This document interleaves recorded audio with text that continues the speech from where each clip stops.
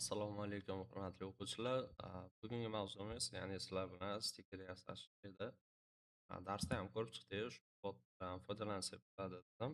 Ya'ni to'liq ishlatishni ko'rsatib chiqaman videoda dedim. Hop, Stickers degan botimiz bor, ya'ni Telegramda ofitsialniy boti. Ya'ni bu orqali biz emoji pack yaratsak bo'ladi. Sticker pack, ya'ni pack degani to'plam degani. Ya'ni stikerlarni jamlab to'plam hosil qilamiz. Biz dars rayonida Sogni AI stiker botdan foydalanayotdik. Mana generate komandasi orqali biz stiker generatsiya qilgandik. Masalan, yana generatsiya qilamiz hozir. Ya'ni mana shu stikerimizni stickers bot orqali to'plam hosil ko'rib chiqamiz. Buning uchun biz new pack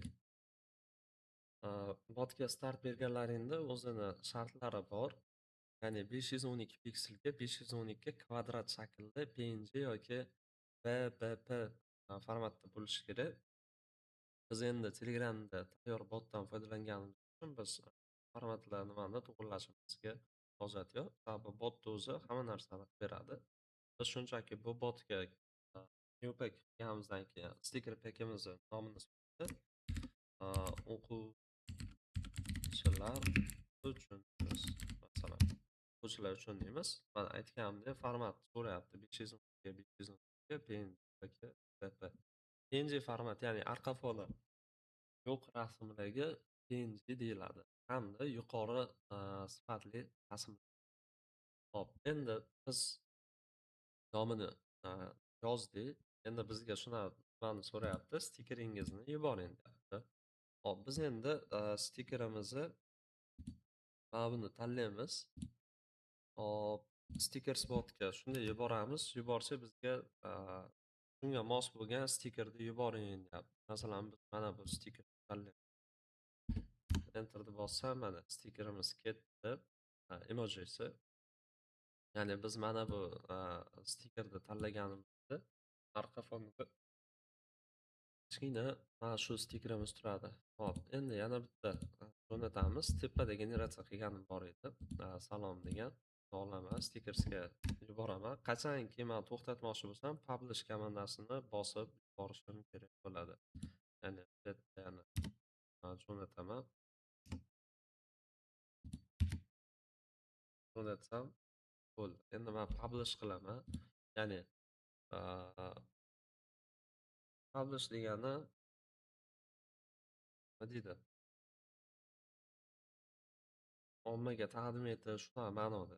Ya'ni publish degani bosib chiqarmoq, shunaqangi tarjima bo'ladi. Ulardan keyin obложкаga rasm so'raydi. Buni skip qilib tashlab ketishsalaring bo'ladi bemalol. Hop, bizga endi stikerimizni nomiga endi URL berishimiz kerak bo'ladi. Ya'ni o'quvchilar uchun 1 2 3 qilamiz. Sababi o'quvchilar uchun deydigan bo'lsam band bo'ladi. Ya'ni mana o'quvchilar uchun 1 2 3 bo'sh ekan. Shunday bossam, men generatsiya qilgan mana rasm stikerimiz tayyor. Tepasida orqali qo'lchalar turibdi. Mana bu qismni e'tibor bersalaring. Bu yerda yana qo'shsalaring bo'ladi. Masalan, yangi stiker yaratsa bo'ladi, yo bo'lmasa boshqa stiker pakni ham qo'shsa bo'ladi. Masalan, deylik, mana bu yerda matnli nima bor edi, shuni qo'shib qo'ysak bo'ladi. Ya'ni biz stiker pakimizda boshqa stikerlardan ham foydalanib yaratsak bo'ladi. Create new sticker bo'lsa, bu yerda stikerga mos bo'lgan rasm topish kerak bo'ladi.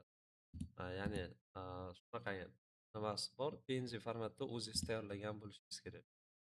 Yo bo'lmasa agar bu yerda yangi stiker qo'shmoqchi bo'lsangiz, new add sticker bo'ladi bu yerda. Ya'ni add stickerga bosasizda, bu yerda qaysinga qo'shiladi, o'shani ko'riladi. Masalan, men oldin ham generatsiya qilganman, stiker pack qilganman. Shu hisobiga mana o'quvchilar uchun bo'lyapti. Shunga o'zingizni stikeringizni yuborasiz. Masalan, men bundan stikerdan deylik, mana buni zo'rni yuboraman. lekin bu animatsionniy bo'lgani uchun buni qabul qilmaydi. Man boshqa mana bu yerda ko'raman. Ya'ni bunga соответствующий smailni o'rnating. Masalan, mana buni ko'raman. Borsam tayyor.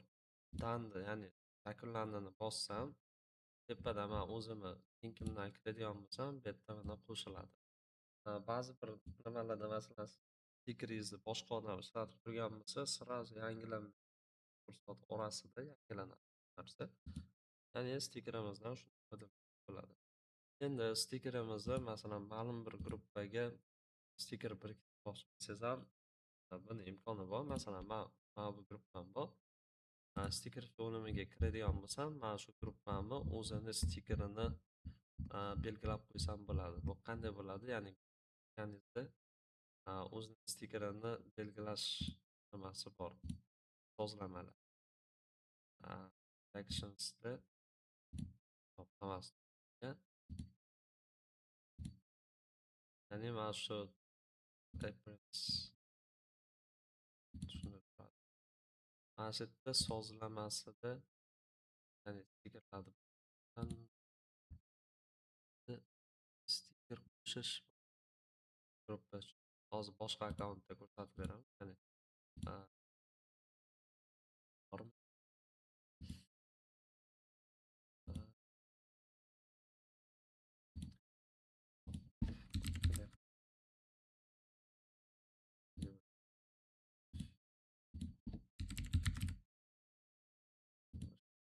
Ya'ni mana shu grupamizda, ya'ni group stickers degan joyi bo'ladi. Bu yerda biz o'zgartirishimiz mumkin yoki tahrirlashimiz mumkin. Masalan, guruhni stikerlari, ya'ni Home Electronics gruppani stikeri bo'lsa, biz stikerni tanlashimiz, ya'ni mana buni tanlab qo'ysak bo'ladi. Save qilsak, gruppada mana shu ishlatadi hamma. Qanaqangi imkoniyati bor. Mana burada ham negadir bo'lmadi. Gruppa stikerlari. Hop, bu yerda chiqishi kerak. Ya'ni ana shunaqangi qilib gruppaga qo'shib qo'ysa bo'ladi. O'zi guruhda taklif beradi. Guruh stikerini qo'shasiz.